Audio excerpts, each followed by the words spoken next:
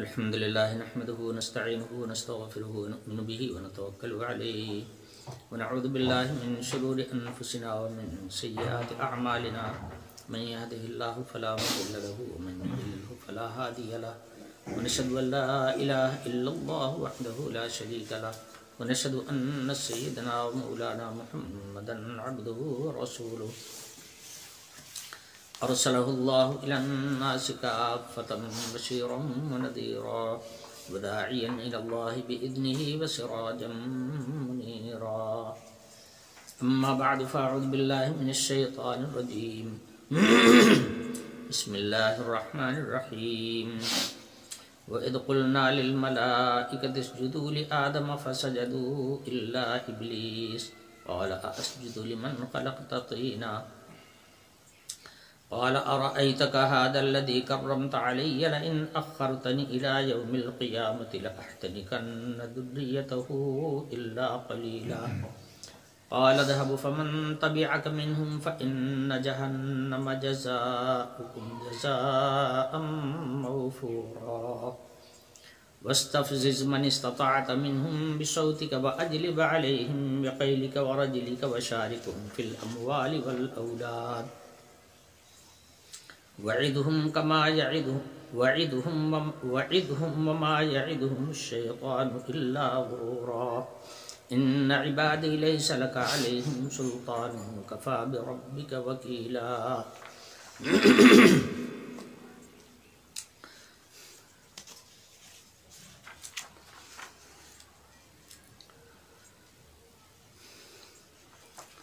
پچھلی آیت میں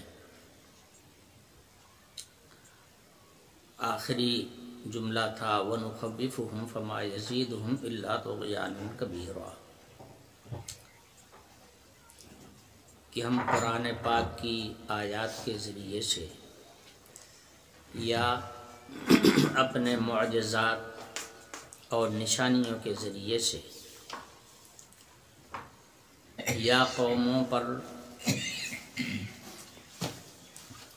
بلکہ بعض قوموں پر عذاب بھیج کر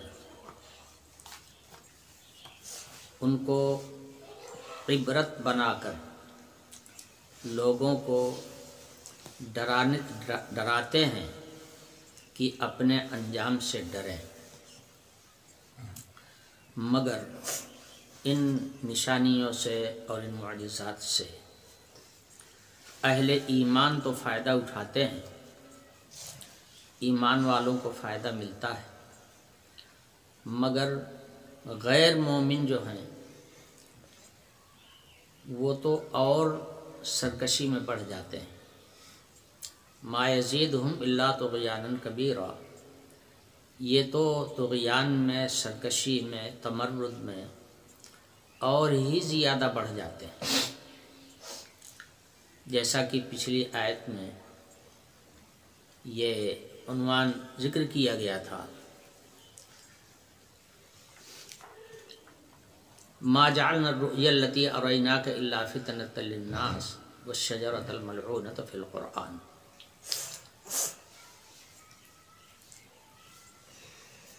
اس میں سے ایک تو ہے معجزہ کہ جناب رسول اللہ صلی اللہ علیہ وسلم کو شب اسراء معراج میں لے جایا گیا، مکہ مکرمہ سے بیت المقدس اور پھر بیت المقدس میں آسمانوں پر لے جایا گیا۔ یہ ایک معجزہ تھا، اور میں نے بتایا تھا کہ معجزہ جو ہوتا ہے وہ اسباب کی دنیا سے ہٹ کر بالکل الگ سے اللہ تعالیٰ کا ایک انتظام ہوتا ہے۔ دنیا کا جو نظام چل رہا ہے، جس پر نظام دنیا قائم ہے، معجزات جو ہوتے ہیں اس سے ہٹ کے ہوتے ہیں، اس لیے آدمی کے لیے بہت اچنبھے کی چیز ہوتے ہیں، تعجب خیز ہوتے ہیں۔ ایمان والے اس بنیاد پر کہ اللہ اور رسول کا ہر فرمان برحق ہے اس کو مانتے ہیں، مگر جو غیر ایمان والے ہیں وہ اس کا انکار کرتے ہیں۔ وہی چیز جو لوگوں کی ہدایت کا ذریعہ ہے، غیر مومنوں کے لیے وہ گمراہی کا سامان بن جاتا ہے۔ وہ اس کا انکار کرتے ہیں اور انکار کرنے کی وجہ سے راہ ہدایت سے بھٹک جاتے ہیں۔ تو پہلے کا تعلق ہے معجزے سے۔ معجزہ جو ہے وہ خارق عادت کا نام ہی ہے، نظام دنیا سے ہٹ کر ایک کام ہوتا ہے۔ حضور اکرم صلی اللہ علیہ وسلم کو معراج میں لے جایا گیا، یہ بات نہایت اچنبھے کی تھی اور عقل اور سمجھ سے باہر کی تھی، نظام عالم سے بالکل الگ ایک معاملہ تھا۔ لوگوں نے اس کا انکار کیا اور گمراہی کا شکار ہوئے۔ اسی طرح سے قرآن نے ایک خبر دی ہے کہ ان شجرۃ الزقوم طعام الاثیم، زقوم کا جو پیڑ ہے، زقوم کو اول تو پیڑ کہا گیا، یہ پیڑ ہے، پھر فرمایا گیا کہ یہ پیڑ دوزخ کا پیڑ ہے، دوزخ کا یہ پیڑ دوزخیوں کے لیے لگایا گیا ہے۔ اس کو سن کر بھی انہیں حیرانی ہوئی، غیر مومن اس جملے کو سن کر بھی حیران رہ گیا، اور جیسا کہ حیران کن خبر پر انکار کرتے ہیں تو اس کا بھی انہوں نے انکار کیا۔ کہنے لگے کہ بھلا دوزخ کے اندر پیڑ کیسے ہو سکتا ہے؟ آگ ایسی چیز ہے کہ جو پیڑ کو جلا دیتی ہے، تو اسی آگ کے اندر پیڑ کیسے ہوگا، جس کی تفصیل میں پیچھے بیان کر چکا ہوں۔ تو یہ چیزیں جو ہیں چاہے وہ معراج والا معجزہ ہو اور چاہے قرآن کا یہ دعویٰ ہو کہ ان شجرۃ الزقوم طعام الاثیم، ایمان والوں کے لیے تو یہ ہدایت کا سامان ہے کہ اس کو سنتے ہیں تو فکر آخرت پیدا ہوتا ہے، اللہ تعالیٰ کی قدرت کا مشاہدہ ہوتا ہے، اور اللہ کی ہر بات کا اور قرآن پاک میں ذکر کی ہوئی ہر بات کا یقین حاصل ہوتا ہے۔ مگر جو غیر مومن ہیں وہ اسی سے بھٹک جاتے ہیں، یہ رستہ چھوڑ دیتے ہیں، کہتے ہیں یہ کہاں سمجھ میں آنے والی بات ہے، یہ کہاں عقل میں آنے والی بات ہے۔ جیسے مجھے یاد آتا ہے کہ ابھی چند دن پہلے، یعنی ایک 15-20 دن پہلے، موبائل سامنے تھا، تو اس پر ایک ہیڈنگ جو دیتے ہیں لوگ بڑی لپکدار دیتے ہیں تاکہ اس ہیڈنگ کو پڑھ کر کے آپ ان کے مضمون کو سنیں۔ تو ایک ہیڈنگ تھی اس کے اوپر، اس پہ یہ لکھا تھا کہ جو لوگ یہ کہتے ہیں کہ واقعہ شق القمر ہوا تھا، یعنی چاند کے دو ٹکڑے نبی صلی اللہ علیہ وسلم کی انگلی کے اشارے سے ہوئے تھے، یا تو لوگ اس کو سائنس سے ثابت کریں، ورنہ ایسی بات زبان پہ لانا بند کریں۔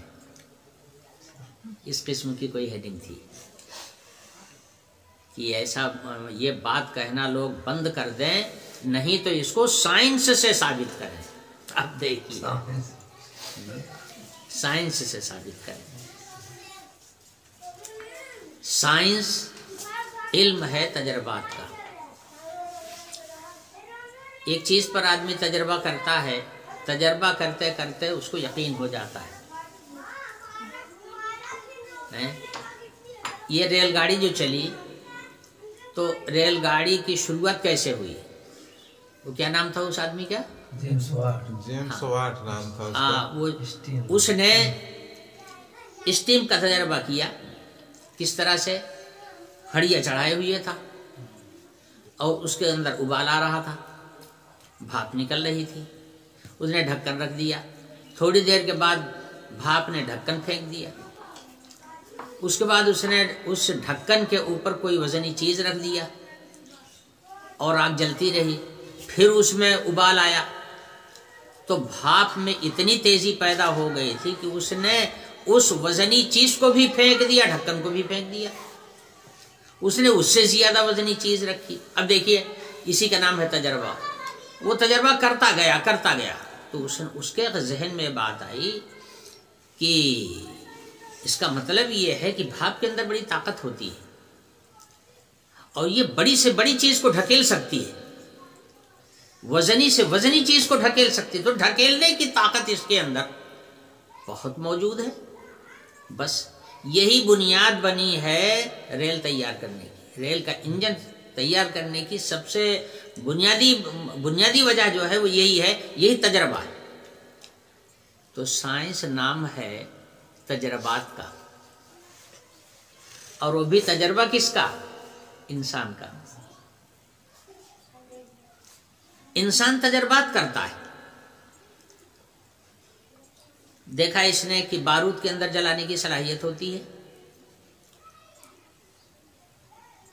تو ایک کاغذ میں بارود کو لپیٹ دیا،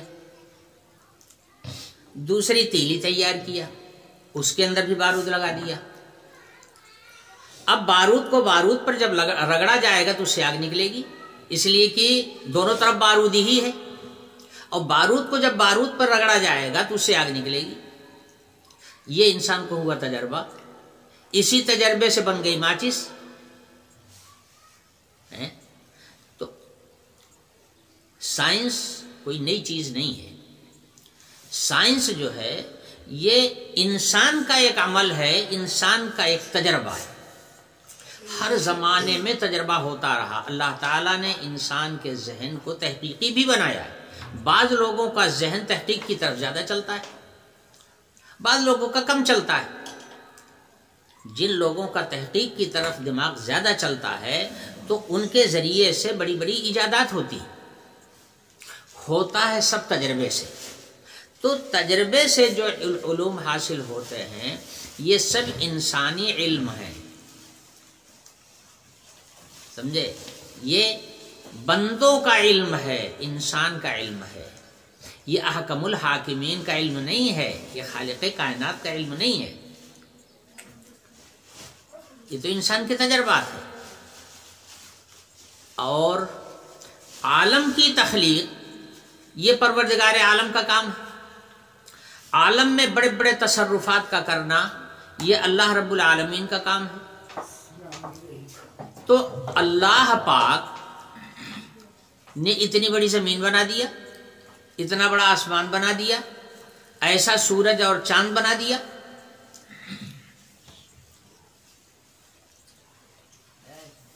جس کی کوئی مثال نہیں ہے، اور اللہ کے علاوہ اور کسی کے بس کا بھی یہ نہیں ہے۔ اللہ پاک نے ایسی ایسی چیزیں بنا دیا۔ ایک پانی کے قطرے سے یہ 6 فٹ کا انسان بنا دیا، اور اس کے ذہن و دماغ میں جس کا ایک پرزہ اور ایک ذرہ اس جسم کا، وہ سارا کا سارا صرف اللہ پاک کا بنایا ہوا ہے۔ اسی کے اندر اللہ نے دماغ رکھ دیا، اور اس دماغ کو، جبکہ جسم کے اندر جتنے اعضاء ہیں سب سے زیادہ نازک جو عضو ہے وہ دماغ ہے، سب سے زیادہ نازک عضو دماغ ہے۔ اسی لیے اللہ تعالیٰ نے اس کو ہڈیوں کے کھوپڑی کے اندر رکھا ہوا ہے کہ ہوا لگنے سے بھی وہ متاثر ہوگا تو وہاں ہوا بھی نہ پہنچنے پاوے، ایسی جگہ اللہ تعالیٰ نے اس دماغ کو رکھا ہے۔ تو اللہ پاک نے بنایا، انسان بنا دیا، ایک قطر پانی کے ایک قطرے سے اتنا بڑا انسان بنا دیا، ہڈی گوشت پوست کا اور تمام اعضاء کا انسان بن کر کے تیار ہو گیا۔ اس کے اندر دماغ بھی ایسا دماغ اللہ نے دے دیا انسان کو کہ پوری دنیا کو وہ استعمال کر رہا ہے اسے اپنے دماغ سے۔ اس کے باوجود کہ انسان جو ہے وہ ساری مخلوقات میں اشرف المخلوقات ہے، سب سے پاورفل مخلوق اگر دنیا کے اندر کوئی ہے تو وہ انسان کی ہے، لیکن انسان کو اتنا پاور حاصل نہیں ہے کہ وہ کوئی تخلیق کر سکے، کوئی چیز پیدا کر سکے، کسی چیز کو عدم سے وجود بخش سکے۔ یہ پاور انسان کو حاصل نہیں ہے، یہ پاور صرف احکم الحاکمین اللہ رب العالمین ہی کا ہے۔ تو جس اللہ نے ایک قطرے سے ایسا انسان بنا کے تیار کر دیا کیا اس کو قدرت نہیں ہے کہ وہ چاند کے 2 ٹکڑے کر دے؟ جس نے اس چاند کو بنایا ہے کیا اس کا پاور ختم ہو گیا کہ وہ چاند کے ٹکڑے نہیں کر سکتا؟ یہ کون سی اچنبھے کی بات ہے؟ کائنات میں نہ جانے کتنی چیزیں ہیں جہاں تک جس کی حقیقت معلوم کرنے سے انسان کا ذہن قاصر ہے، عاجز ہے۔ اب سورج کی کوئی حقیقت پوچھے تو کوئی بتا سکتا ہے؟ اٹکل پچو قیاس آرائی چاہے جو کر لے، باقی اصل حقیقت سورج کی کیا ہے کوئی نہیں جانتا، چاند کی اصل حقیقت کیا ہے کوئی نہیں جانتا۔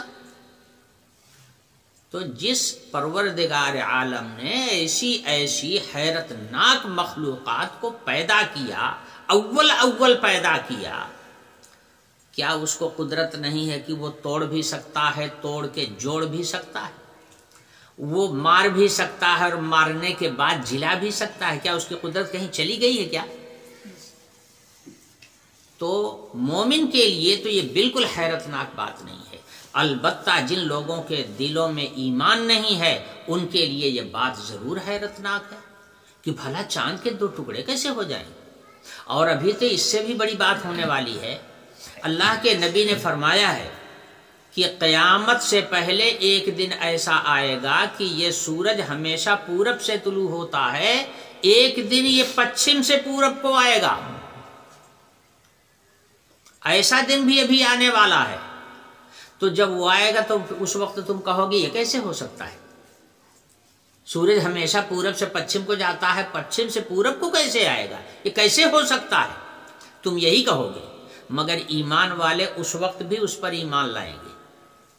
جس اللہ نے اس کو پورب سے پچھم کو چلایا ہے اس کی قدرت ہے، وہ چاہے تو اس کو پچھم سے پورب کو چلا سکتا ہے۔ یہی ہوگا طلوع الشمس من المغرب۔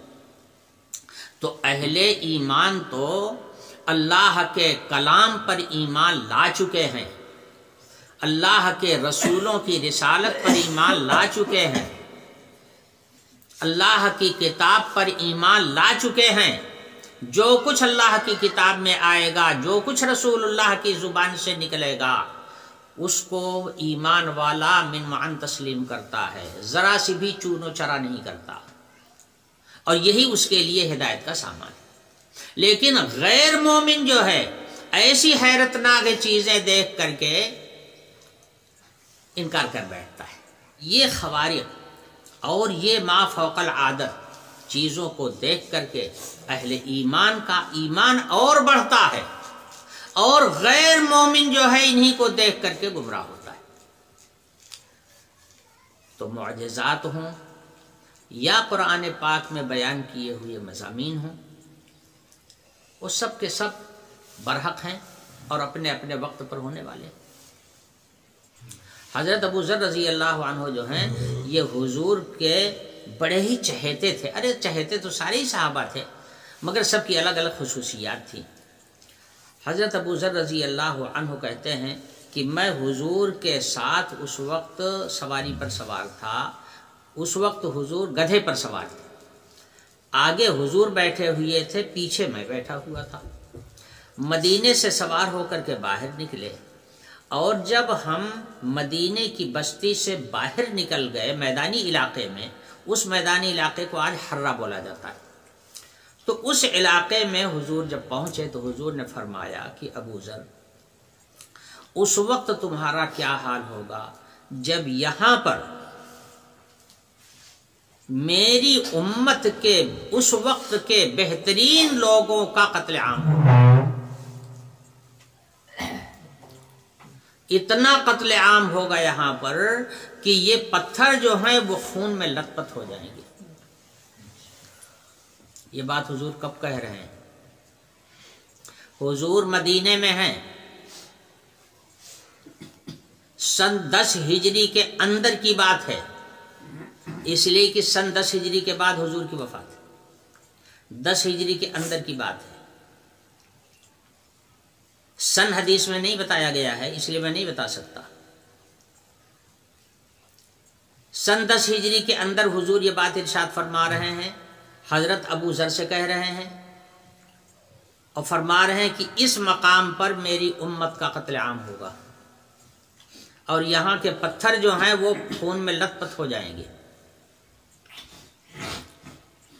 تو حضرت ابو ذر نے کہا یا رسول اللہ پھر ہم لوگ اس وقت کیا کریں گے؟ کیا ہم لوگ بھی تلوار اٹھا لیں گے؟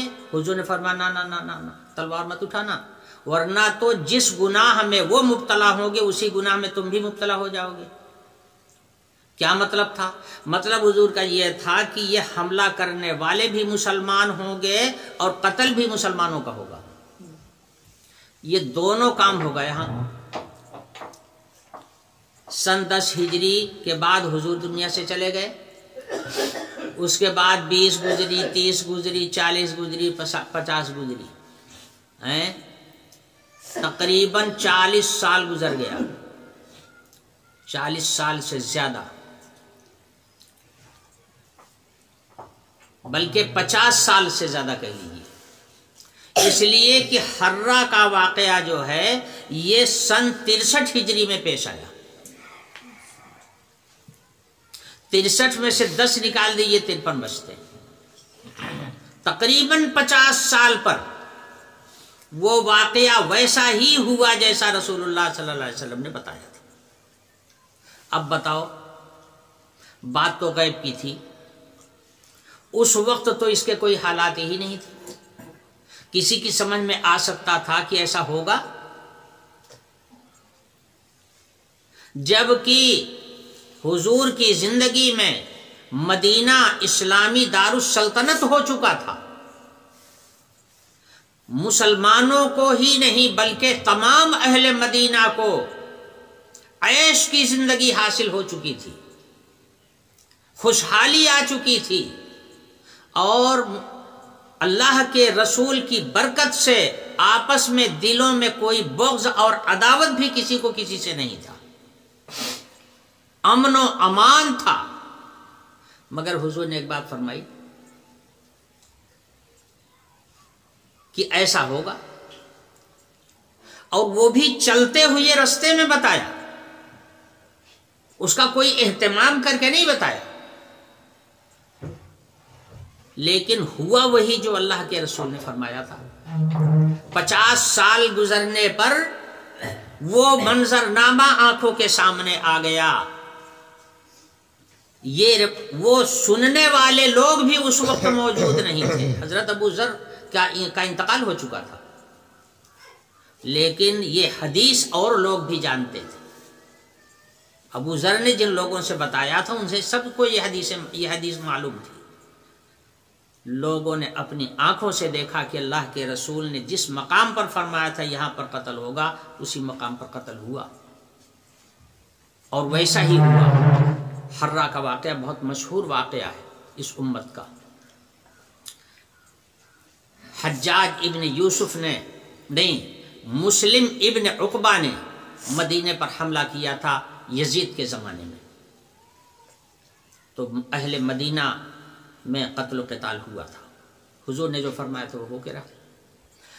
کہنے کا مطلب یہ ہے کہ اللہ کا رسول جو کہتا ہے اس کو غیب کی چیز بتائی ہوئی ہوتی ہے، اللہ کے آگاہ کرنے سے وہ بتاتا ہے. اس کے سامنے وہ غیب کی چیز منکشف کی جاتی ہے، تب رسول اللہ کی زبان سے کوئی بات نکلتی ہے. ایک دو نہیں، سینکڑوں مثال میں بتا سکتا ہوں کہ حضور نے پہلے کہا اور بعد میں وہی ہوا. کچھ حضور کی زندگی میں ہوا، کچھ حضور کے دنیا سے چلے جانے کے بعد ہوا، مگر ہوا وہی جو حضور نے کہا تھا. نبی کی زبان سے کوئی غلط بات کبھی نکلتی ہی نہیں. تجربہ کیا ہے پوری امت نے،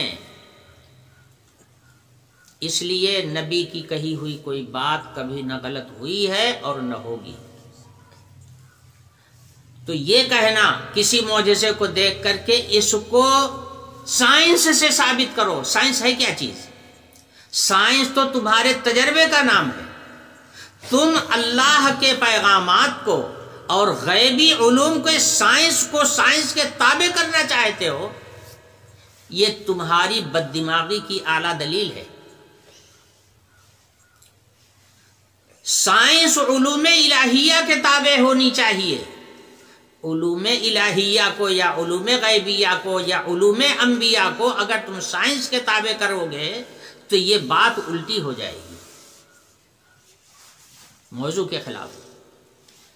تو یہ جاہل گنوار جن کے پاس نور ہدایت نہیں ہے، نور علم نہیں ہے، قرآن اور حدیث سے دور ہیں، ایسے لوگ ہمیشہ معجزات کا انکار کرتے ہیں، اور جو خوارق عادت ہیں اس کا یہ انکار کرتے ہیں. مگر ایمان والا جو ہے وہ اس پر یقین رکھتا ہے. اور تفصیلات بیان کر چکا ہوں میں. بہرحال آیت کہہ رہی فما یزیدہم الا طغیانا کبیرا، جو غیر مومن ہیں وہ ان خوارق عادت کو دیکھ کر یا ایسی خبریں سن کر اپنی گمراہی میں اور زیادہ تیز ہو جاتے ہیں، ان کی گمراہی اور زیادہ بڑھ جاتی ہے. اب چلتے ہیں ہم اگلی آیت کی طرف. ارشاد فرمایا جا رہا ہے وَإِذْ قُلْنَا لِلْمَلَائِكَةِ اسْجُدُوا لِآدَمَ فَسَجَدُوا إِلَّا إِبْلِيسَ قَالَ أَأَسْجُدُ لِمَنْ خَلَقْتَ طِينًا. چونکہ پچھلی آیت کے اختتام پر تمرد اور سرکشی کرنے والوں کا ذکر آیا، اس نسبت سے سب سے بڑے سرکش کا ذکر یہاں پر آ گیا. انسان بھی سرکشی اور تمرد کرتا ہے، نافرمان ہوتا ہے. سب سے بڑا نافرمان شیطان تھا، اس کا ذکر اس آیت میں کیا جا رہا ہے کہ وہ تھا اصلی سرکش.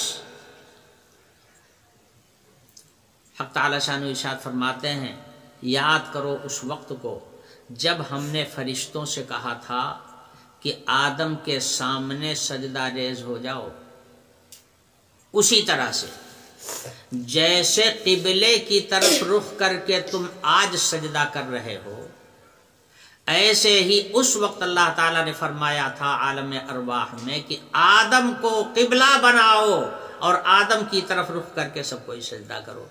یہ سجدہ آدم کے لیے نہیں تھا.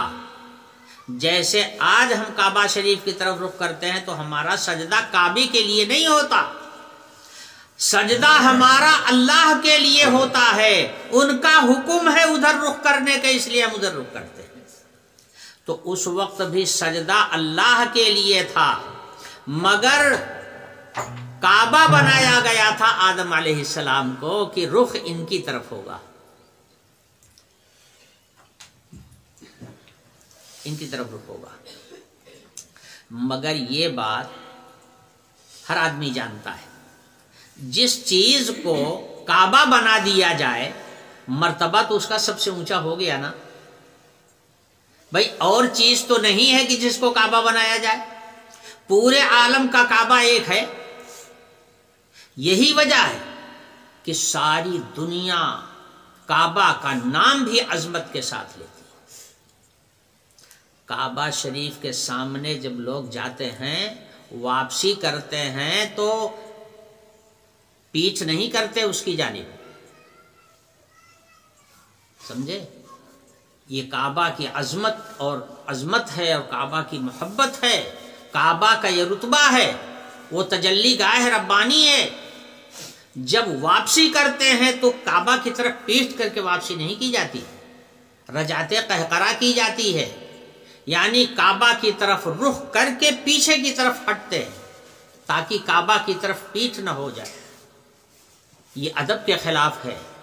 کسی محترم اور معظم کی طرف پیٹھ کرنا، پیر کرنا، یہ چیزیں سب عظمت کے خلاف ہیں.